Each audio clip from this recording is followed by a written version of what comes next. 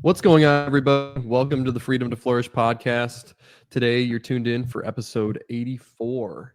Today, we're going to be talking about the diaphragm and how to fix it properly, but also what its function is, where it's connected, and some issues that can arise because of dysfunction there. So, it's going to be a good episode today. I'm one of your hosts, Dr. Tim Augustiniak, here with a good friend and colleague, Dr. Joel Miller, as usual, and this is going to be a great episode. Hopefully you guys, our listeners, can get some really good stuff out of it. This is something that's kind of ingrained into our training basically since day one, how the diaphragm is involved with so many different things, but most people, I would say, don't know how in depth you can get with the diaphragm and don't know exactly how to fix things or identify problems that you have. So we're going to cover all that stuff today. So Dr. Joel, how are things going this morning? Good morning. Good morning. Things are going well. We've got a packed week here as always, but I'm thankful for our time set aside each week to do this. So yeah, the diaphragm. The diaphragm is really an interesting topic. And Dr. Tim, I think this episode is going to be more one of like exposure for our listeners, as well as some good knowledge and insights on things, of course, as always. And of course, our hope is to give some of the kind of underlying deeper insights that we see as practitioners, as well as the practical things of, hey, use this or start adding this to your life in order to optimize your health and so forth. But definitely an exposure episode. Why do I say exposure? I say exposure because most people, like myself, 5, 6, 7 years ago, don't really know what the diaphragm is, don't really understand what the diaphragm does, and don't understand how important the diaphragm is for optimal health. And so I'm excited to jump into all of that with you, Dr. Tim. So to kind of start, let's talk about just the diaphragm. Let's talk about what it is. Most people hear the word diaphragm in my office, Dr. Tim, and they say, yeah, I know that it's related to breathing. And that's pretty much all people kind of think about. And so let's kind of jump in. What is the diaphragm? How do we think about it? And what is it connected to in our health? And why is it important?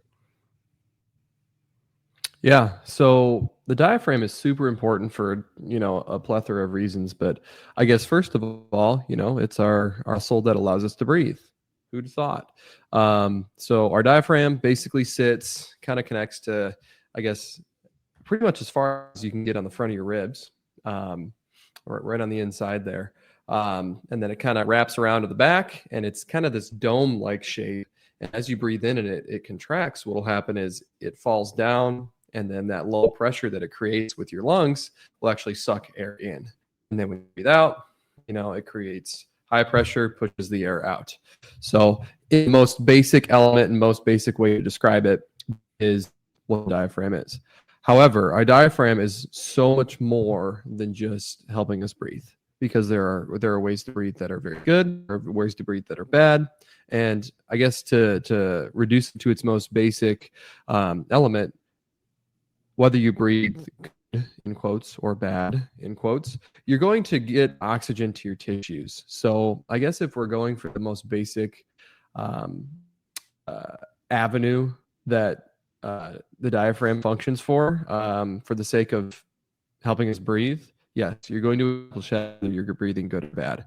But the diaphragm and breathing properly is very, very involved with core stability, parasympathetic tone, musculoskeletal pain, coordination of our upper and lower body, as well as our head, neck, all that stuff.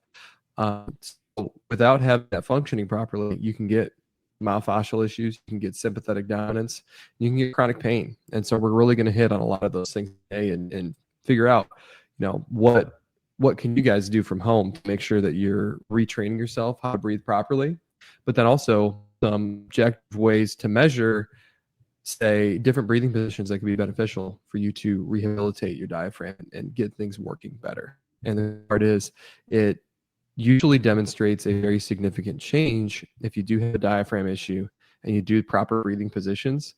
After 4, 5, 6 breaths, you'll notice that basically everything in your body just kind of, it'll relax very, very nicely. So if you're doing things properly, as that goes, you'll often feel just this wave of relaxation, not only mentally, because you're promoting parasympathetic tone, but also physically, your body is just going to just let go and relax. So diaphragm's got some really cool stuff going on. So one of the first things I think we should talk about with the diaphragm, outside of all the things we're going, listing all the things we're going to talk about, is, I guess, what exactly is it? So, it's muscle, that helps us breathe. I guess that's probably the most basic way to put it. But beyond that, I think it's exceptionally important to talk about the fascial connections the diaphragm has. So we have two main fascial connections that I think are responsible for its integration with head and neck movements, as well as upper body coordination, but then also with lower body coordination. So within the system health technique that we utilize in the office, the main avenue that we're going to assess the diaphragm is through testing the psoas muscle. So your psoas muscle, if you want to do a quick Google search, I guess our listeners from home, or, if you already have some anatomy knowledge, it is one of the main flexors. It's super responsible for pelvic stability. And what it does is it actually inserts way in the back, kind of towards your T junction, your thoracic lumbar junction of your spine, and it inserts into the back part of the diaphragm. From there, it kind of connects all of the lumbar vertebrae on the more anterior and lateral aspects of them, and then from there it'll cross through the front of your pelvis and it'll insert on the inside of each of your femurs. So it is good for hip flexion, but it's also good for helping with lumbar flexion and activation. So that's the coordination that it has with the lower body. Beyond that, the diaphragm also has fascial connections that go to the anterior aspect of our spine and then fascially connect into our tongue. And so if you have issues where you're mouth breathing or where your anterior neck muscles are very, very tight, things like that can contribute to diaphragm dysfunction as well. And the breathing positions that we'll get into later on that are super necessary, or at least figure out which one is super necessary for you to rehabilitate your diaphragm, they tend to go, they involve different degrees of flexion or extension of the head and neck, having your arms over your head, having them at your sides, having your knees up, having your knees extended, all those things to really kind of things in either an advantageous or disadvantageous position. So that'll all make sense a little bit more later on, I think. But the diaphragm is super coordinated with stability from your legs to your trunk up to your head and neck. And I think that that's probably the most basic way to put it, for people to understand how it helps coordinate stability through all of our body, essentially. So that's good. But we'll get to more into that later on. Yeah, no, I love that. One of the things that I mentioned to people, trying to give people kind of something real tangible in the office, is that when we talk about the diaphragm, first I mentioned, it's a muscle. And, some people might kind of think about that. Some people don't really realize that, but it's a big muscle. And the way I communicate the importance there is that it's actually the lid to your core. So a lot of people think about, our cores, our abs, on the front, our obliques on the sides, and then of course our back muscles, to keep it simple. Of course, we have the QL muscles and all that stuff on the back, but we have that as our core. Well, the top of our core is this diaphragm. And so the reason why I mention that is because the diaphragm, because it is such an integral part of our core, it helps with core stability, which means if you have a weak core, if you have low back pain or tightness because of a weak core, a lot of times it can be related to the diaphragm. And the diaphragm and how we breathe is important. There's some things practically that we'll talk about as far as how to maximize that part of your life. But also the diaphragm, that we talk about this all the time, Dr. Tim, the diaphragm also functions like an organ. And that's an interesting concept, a muscle that also functions like an organ. What do we mean by that? Well, when we jump into muscle testing and we're testing different things on people, we'll often find that the diaphragm will come up almost as an organ.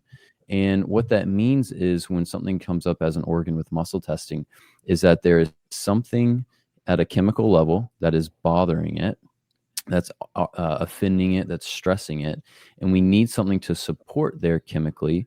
But in this case with the diaphragm, we also need to actually rehab it through proper breathing exercises. Now, the idea of a muscle also being an organ, it might seem really new, but it's actually not, because one of the most important organs we talk about is the heart, and the heart is just a big muscle in our chest.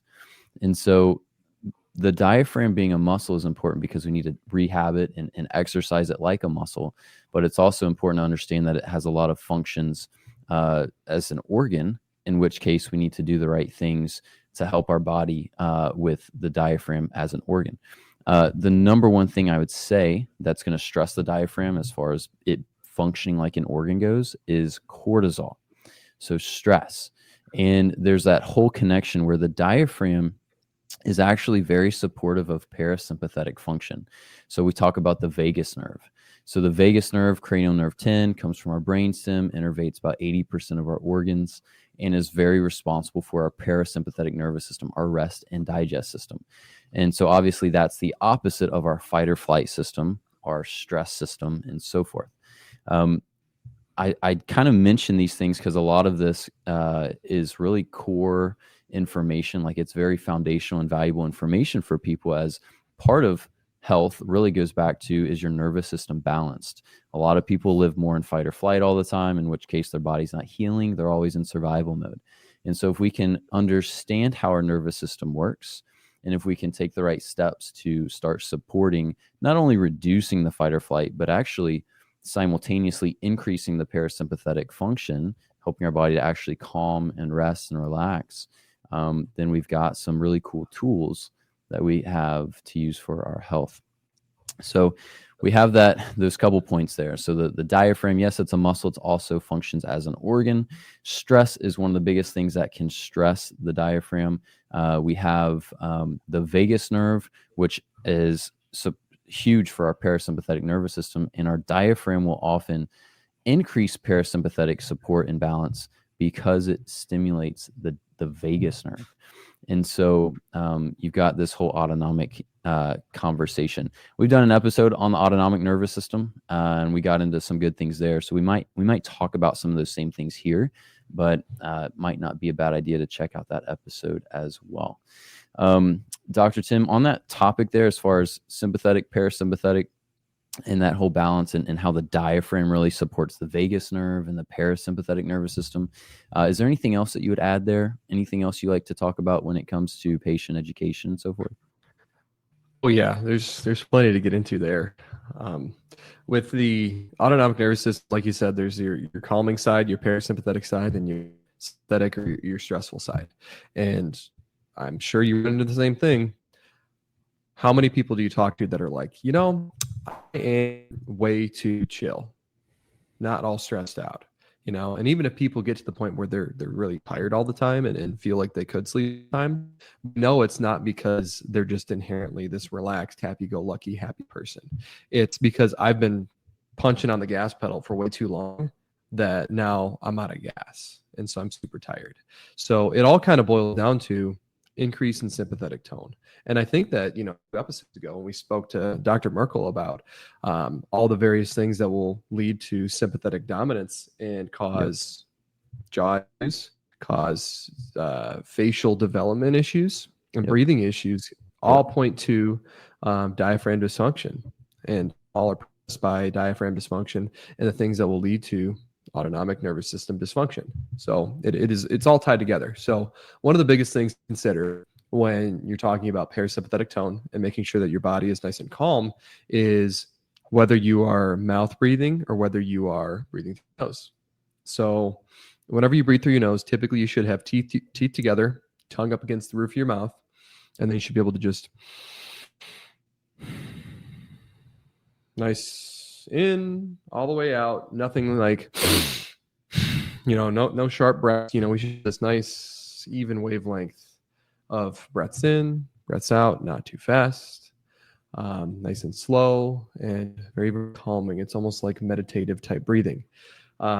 If you are unable to do so through your nose, not only are you promoting sympathetic dominance through not just, you know, stimulating receptors in your nose and producing nitric oxide, all of those things that can be very parasympathetic, but you're deliberately not stimulating receptors, say, on the roof of your mouth, like Dr. Merkel was talking about, where we have parasympathetic nervous tone on the roof of our mouth, that if we're not, forcing our tongue to the roof of our mouth, breathing, it's not going to be as restful. So the means of getting restful and calming breathing is through the nose, through tongue against the roof of your mouth. That alone can make a big change for somebody. If you're just, breathing through your mouth all the time and all that stuff, it can lead to some issues. It can lead to bad breath. It can lead to cavities. It can lead to all sorts of oral issues. But also the question is, well, why are you breathing from your mouth in the first place? Is it just poor training in regards to not knowing how to breathe properly? Because I would argue that that's usually not the case. It's not necessarily that somebody just doesn't know how to breathe properly. It's that somebody has some sort of obstruction, maybe in their nose, sinuses, things like that, that leads to overall sympathetic dominant and mouth breathing. So sinus issues, chronic infections, breaking your nose, deviated septums, things like that. But then also back to what we were talking about with Dr. Merkel, again, developmental issues, because kids have all of these issues on in life. So is it that they're sick all the time, or is it, early childhood vaccines that lead their immune systems to be way too dampened? Yep. All sorts of things that can contribute to mouth breathing and sympathetic dominance in the first place. Those are all kind of, I guess, more complex, I would say, and not as easily fixable things that are going on. But as a whole, even beyond the mouth breathing, even beyond all of these things that could start early on in life, as far as it goes for developmental issues, I think it's more practical to talk about to our listeners about things that you can do to ensure that you are improving upon this and maximizing whatever capacity you have to promote parasympathetic tone through breathing moving forward. So, like I said, teeth together, tongue up against the roof of your mouth, in through your nose, out through your nose. If you're breathing like that, then you're doing a great job. If you're not, well, you're not. So fix it.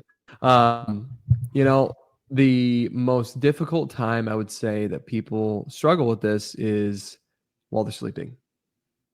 So one of the most interesting, I would say, ways that people will try to combat this is through something called mouth taping. So mouth taping has become pretty popular in the last couple of years, where people will actually literally tape their mouth shut so you're forced to breathe through your nose. Well, if you have some sort of chronic sinus, nasal obstruction, and you literally cannot breathe through your nose, don't do that. I would seek help to get that all sorted out first, but then from there, once that is sorted out and doing better, then you can bark up the mouth taping tree. But it starts with while you're awake. Get used to holding your mouth shut. Get used to putting your tongue up against the roof of your mouth. So then that way, when you go to sleep, you're not just mouth falling open, leading to problems. But if you can breathe through your nose and you do tape your mouth shut, you're automatically forcing yourself to breathe through your nose. And they do make mouth tape where it's not even like it's actually going to cover your mouth completely. It just kind of provides that feedback of keeping your lips closed. And it does have a hole, so that way you can actually breathe through your mouth if you need to, so you don't suffocate while you're sleeping. What was I going to say beyond that? Man, I forget. Mouth taping. So in addition to that, breathing through our mouth. Yep. Oh man, there was something good.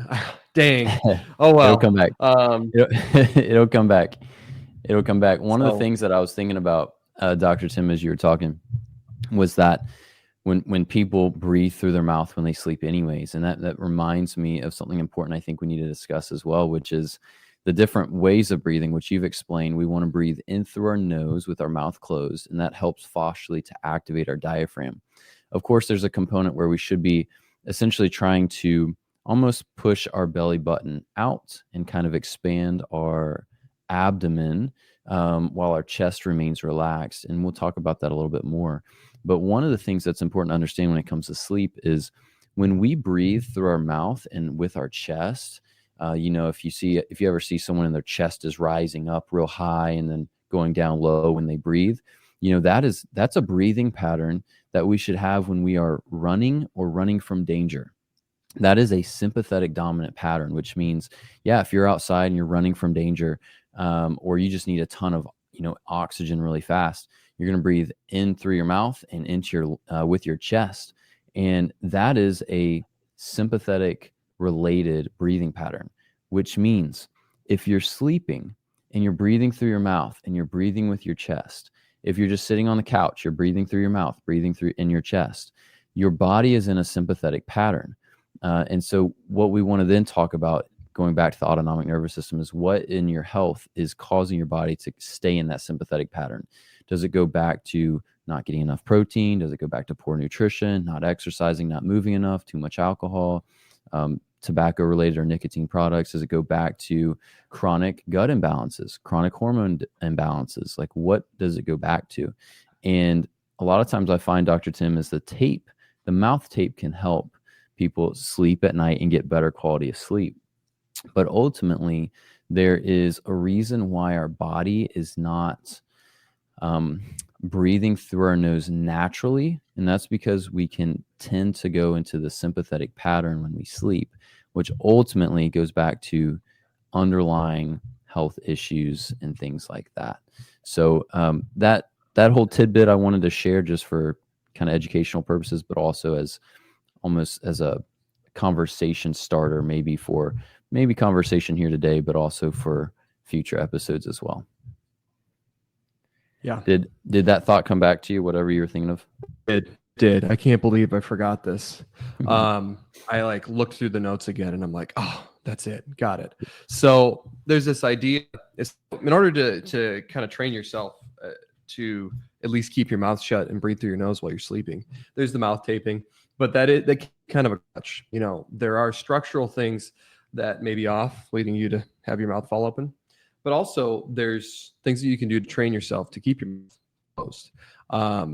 There's a British orthodontist. His name is Dr. John Mew, M-E-W. And he coined the term mewing, where it is also known as like a suction hold, where you can keep your teeth together, tongue up against the roof of your mouth, and repeatedly try to swallow all the saliva that's in your mouth to create suction to keep your mouth closed. And so in kids, this is super beneficial. And in adults who just, their chin falls back and their mouth is stuck open and all that stuff, very, very beneficial to improve facial posture, but at the same time, improve breathing, because inherently you're going to have to breathe through your nose. But if you reinforce that suction, keep your mouth closed, then it's going to greatly help with your nose breathing and keeping your mouth shut. So that in combination with mouth tape, I'd say that's hopefully pretty foolproof and helps your body significantly. But for an at-home strategy, I would really encourage you to look up mewing, M-E-W-I-N-G, or just Dr. John Mew, suction hold, all those things, because it's a good thing to help or a good thing to practice while you're awake, and then try to implement that as you're falling asleep to hopefully keep your mouth nice and shut, teeth together while you're sleeping. So that way you can breathe properly. So anyway, that's what I wanted to get to. But we just keep things sometimes. And so sometimes the ideas escape me and we forget stuff. So that's all right. But anyway, let's kind of get back to the, you discussing how the diaphragm can be treated like an organ. So within the systems healthcare technique, there's systems of checks and balances that will allow an organ to show as a primary issue. And it's very difficult to describe, through the podcast, but at least with How Things Show, there's organ issues and there's just strictly mouthfascial issues. We use the injury reflexes to assess where things are going in the nervous system and make sure that we're treating the underlying root cause instead of just symptoms. If there is a diaphragm issue that's rooted in just myofascial trigger points and myofascial dysfunction, we'll be able to fix that. But if it needs some sort of nutrition intervention, things like that, we, of course, need to do that as well. So the top things that are going to disrupt the autonomic system and then could potentially irritate the diaphragm when it is testing is a primary issue, top things in my opinion are things like poor stress hormone detoxification. So if you're chronically stressed, this often does go with emotional stress within the diaphragm.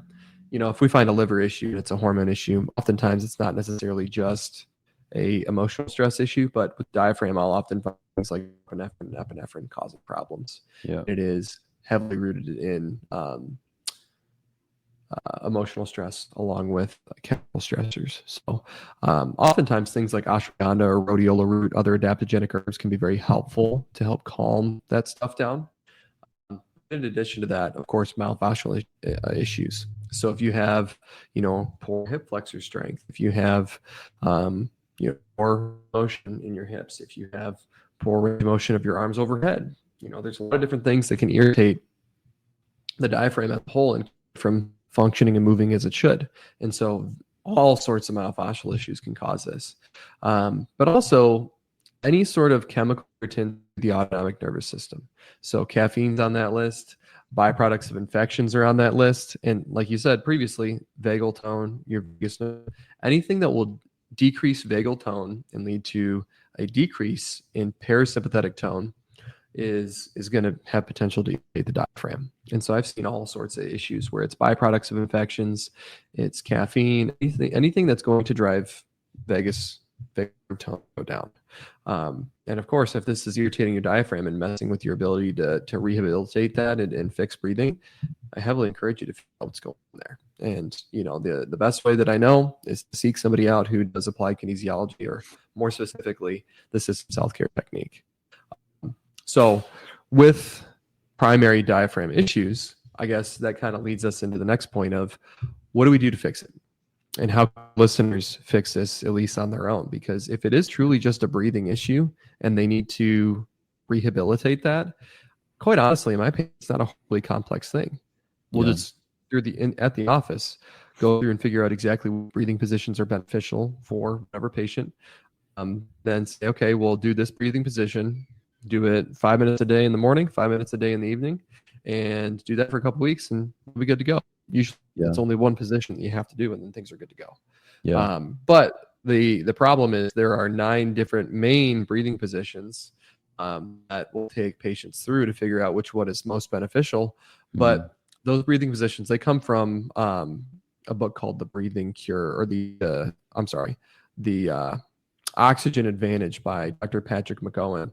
And in that he has, I think I pulled up here, I think I wanted to get the number right. 34, I believe he has 34 different positions that he talks about in his book that can be beneficial to regulate the diaphragm. And so if that's the case, that's a lot of things that patients would have to go through to figure out things on their own. But then how we do things and that we have from Dr. Steve Ganjemi, he takes us through 9 different positions to take patients through, because those are just the ones that will test and fix things. So the general idea that I like to express to patients is typically there are positions that go from most flexed to most extended. And so you basically can start with being curled up in a ball and then work your way to being standing up, head back, extended. That's not necessarily the order that he takes us through them, but they do tend to have that. If you were to just go through them in that order. So basically, you can start with just curl up in a ball, face up. Remember, teeth together, tongue up against the roof of your mouth, and then do a couple good diaphragm breaths. Treat your abdomen like it's a gas, like it's a balloon, whatever you want to call it, where as you breathe, chest should relax and then your abdomen should inflate, just like Dr. Joel said before. When that's the case, you should feel your belly button come up. You should feel all of your erector muscles in your back kind of fall downward. You should feel your pelvic floor expand downward. It should basically feel like air is pushing outward in all directions. When that's the case, you are doing proper diaphragm breathing. And the best way to start this, in my opinion, is start with most flexed, move to most extended. So of the 9 positions, I recommend that people start with onto your knees, laying face up, holding onto your knees, basically fetal position, but you're hugging your knees. On your back. You do 3 good, I'm sorry, what was that? On your back. On your back, yes, on your back. Yep. Well, let's just take people through the ones on your back first. Yep. But start on your back, and if a good, honestly, if you're doing this from home, maybe 5 to 10 good diaphragm breaths, and you will notice that if you do have poor core stability issues, or if you feel like range of motion isn't good, or you feel like your core is really tight, or you just can't rotate all that well, can't extend through your trunk all well. Once you do 5 to 10 breaths in the proper position, things will relax and you'll see a significant change there. It'll be a temporary change until you breathe for 5 minutes or so, but it'll at least help you identify which breathing position to use. So go ahead and figure out what range of motion deficit you have, or what pain you have, and try to reproduce that. Do what you can to irritate that or provoke it, and then do this breathing position. On your back, head neutral, hugging your knees, do 3 good diaphragm, or 5 to 10 good diaphragm breaths, and then retest and see how that range of motion is doing, see how that pain is doing. And if you notice a significant decrease in pain or a significant increase in range of motion and your body as a whole has relaxed, that's your breathing position. So do that 5 minutes in the morning, 5 minutes in the evening for about 2 weeks or so, and it's going to rehab that and do really good. But that's the first of 9 positions. So on your back, hugging your knees. Then from there, you can honestly just lay flat or have your knees up. So instead of hugging your knees, just put your feet on the ground, knees up, arms at your sides. So think of it like arms at your sides, knees up. Try that one. Next position, you can do legs down, neutral, and then arms above your head with legs down, and then arms above your head with knees up. And that right there hits 5 of the positions. So think of the different combinations. Knees all the way up, feet on the floor, knees up, arms at your sides, arms plus knees, arms without knees, and then no arms, no knees, nice and flat. Those are the first 5 that I take people through. Then from there are 3 that you are laying face down, and then there's 1 that you're standing. The next one, flip over, lay on your belly, and just put your arms above your head. You can use your hands to rest your forehead on, but 3 good breaths there, or I guess 5 to 10 in this case. Then from there, you can go up on your elbows and look straight ahead, 5 to 10 breaths there. And then the last one that's face down is kind of like the hugging your knees one, except it's face down. So obviously you're not going to hug your knees when you're face down, but having your legs underneath you and then resting your hands on your forehead on your hands, just like in that initial face down position, is going to be a good one. The last one is standing up, arms at your sides with your head extended as far as you can get it, and looking straight up towards the ceiling. With that one being with head extension, it's very important to reiterate: teeth together, tongue up against the roof of your mouth, because in that position, it's very, very easy to let that fail and not actually do that part properly. And if you don't, it's not going to work. So right. Hopefully all of those made sense. If you were actually doing this from home, I would encourage you guys to reiterate and rewind and go through all those positions and just go through them step by step to figure out which one is super beneficial for you. Because like I said, you will notice a significant increase in range of motion or decrease in pain, whichever one that you're looking for and trying to fix. If that's the case and you find it, do that about 10 minutes per day, twice a day. Break it up. Do like 5 minutes in the morning, 5 minutes in the evening.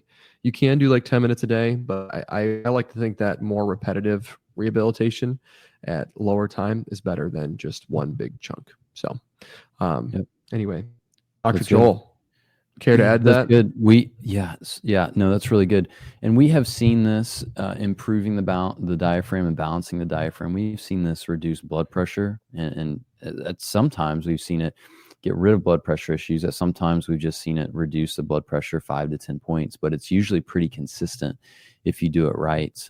We've seen, I know Dr. Genjimi has a kind of a little video on his website where he was in the office with a patient who had frozen shoulder, he had the patient take a deep breath with his diaphragm, and his range of motion was essentially restored. And so it appeared that it was a big diaphragm issue that was limiting that range of motion with his shoulder. So we see the diaphragm be impactful when it comes to stress, blood pressure, range of motion, all these different things. And going through these different diaphragm positions and figuring out which one is best for you, which one does it feel like you can breathe the easiest with your belly is helpful. One kind of core or basic thing that I share with people is when we're talking about breathing with your belly and kind of expanding your diaphragm, expanding your abdomen, one of the things I'll tell people is when you lay on your back, in order to know kind of how to do this properly, you just kind of rest your abdomen. You can put your finger in your belly button and kind of press down a little bit. And then what you want to do is just slowly use the muscles in your belly to kind of slowly push out your finger out of your belly button.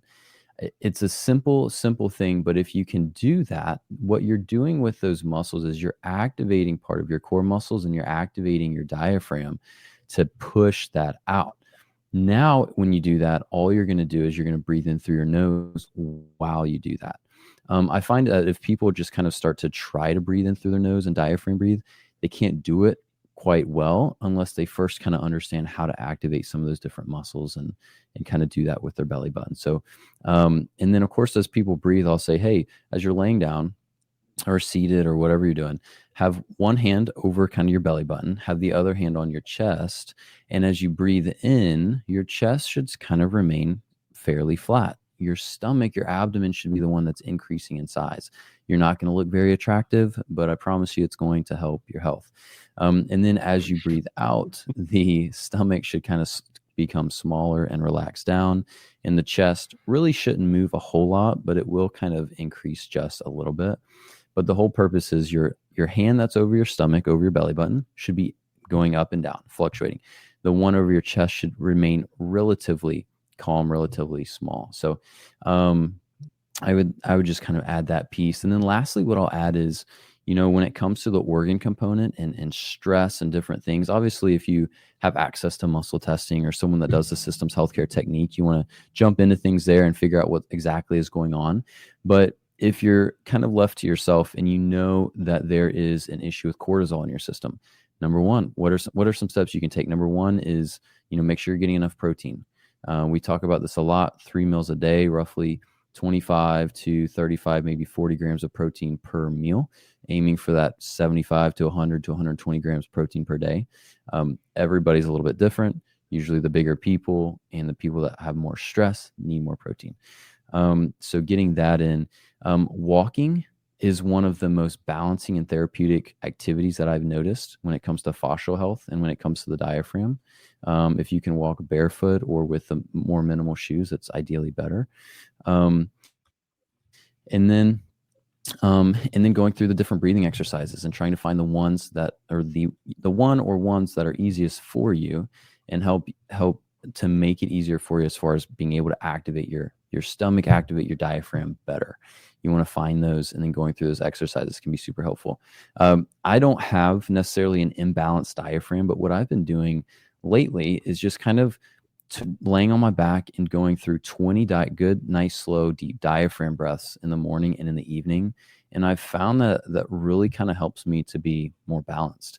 There's actually some research I came across recently that was talking about this connection where there's actually a couple of things that increase our sensitivity to electromagnetic fields. Electromagnetic fields come from the earth. They're actually very therapeutic and can be very healing and so forth. But there's a couple of things that I found that actually really open or increase your body sensitivity to these things. Number one is fasting. And then number two is diaphragm breathing. Getting good diaphragm breaths can really help support and balance your system. So wanted to share those couple of things. And when it comes to cortisol, the protein is important. Good sleep and breathing is important. And then, you can always get into different supplements, whether it's ashwagandha or rhodiola, or if there's a lot of stress issues, something like Mintran from Standard Process can be helpful, although that thing is super strong, so you kind of got to be careful with that one. I think overall, though, as far as kind of explaining a lot of these things and kind of giving some different practical takeaways, I think that's pretty much all I've got, Dr. Tim. Anything else that you would add before we kind of wrap up as we're coming to the end of our time here? Honestly, if you guys can just re-listen to the description of those breathing positions and really try to pay attention to finding your pain, finding your deficit, doing the breathing, and then rechecking, test and recheck, to figure out exactly what is helpful for you. Doing the rehab, in my opinion, ends up being more beneficial than the nutritional stuff more often than not when it comes to the diaphragm, because we always have the argument of is it some sort of underlying chemical driver of dysfunction, or is it truly a myofascial issue? And there's so many times where I will think that this is simply a chemical issue, and then we fix something myofascial and bam, it's good to go. But then on the other side, you think it's myofascial, and then you do something chemical and it fixes it. So it's the chicken or the egg argument. And if you don't go about it from both avenues, it can be very difficult to figure out exactly which way you have to go with it. So I would encourage you guys to do that. And then, take into account those ideas that Dr. Joel just took us through, and do what you can to mitigate stress. Breathe right. Maybe do some adaptogenic herbs or other things that can help calm your adrenals, support them properly. And things should be pretty good. And like you said, if you can find somebody who can really, really help you with this problem and knows what they're doing, it can be very, very beneficial, because it can be hard enough for us to sift through problems when we do this every day. By the time that people call us and get to our offices, usually it's because they've done everything they can to try to fix themselves on their own, or they've gone to every other doctor and nobody can fix them. And so when you've been down that road, it can be difficult. So this might just be a simple fix, and you fix your diaphragm and you're good to go. However, sometimes that's not the case. So try things. We're always, we give all of the information that we can over the podcast, on a health article, on our websites, all that stuff, because even with all of the information in the world, there's only so far that you can get without help. And we just like to encourage people to try to fix yourself on your own. And if it doesn't work out, well, that's where we really try to put on our thinking cap and figure things out for you. So, anyway. Yeah. So that's good. Hopefully it's a good episode for everybody. And unless you got anything else to add, Dr. Cole, let's get things wrapped up. Yeah, no, I think just the last comment would be, there's a lot of things that you can take care of health-wise through doing things yourself. Good nutrition, good breathing, good sleep, good spiritual health, all these different things. And so when it comes to what we do outside the office, that's why we do that, because there's basic things. Not all people need to come in and pay for appointments and so forth, when there's things that they can do at home and improve their health anyways. It's when things are a bit tricky or complicated that they may need help. So we definitely love to mention that as well. But to wrap up here, Dr. Joel Miller here. My practice here is called Freedom Health and Wellness. It's in Flower Mound, Texas. You can find me online at drjoelmiller.com. You can find me on Instagram and YouTube, although I'm not super active with those things as of late, just due to busyness with the office. But if you guys have any questions or want to find me, you can definitely find things on there and reach out to me on there. Dr. Tim, how about yourself? I'm Dr. Tim Augustiniak down here in Bentonville, Arkansas at Flourish Functional Wellness Center. If you want to find me online, my website is draugustiniak.com. That's draugustiniak.com. I have links to all the socials as well as contact info for the office. So if you guys have any questions, comments, concerns, or suggestions, future episodes, feel free to reach out. We are having to get pretty creative with episodes lately. So suggestions would be we'd be very thankful for those. So let us know. And thanks everybody for listening. Next week, we'll have an even better one for you. We're going to be covering, hopefully, interesting cases that we've had and how treatment doesn't exactly go as you plan a lot of times. So feel free to tune in for that one next time. But thanks everybody for listening. Have a great one, and we will see you in the next one. See ya.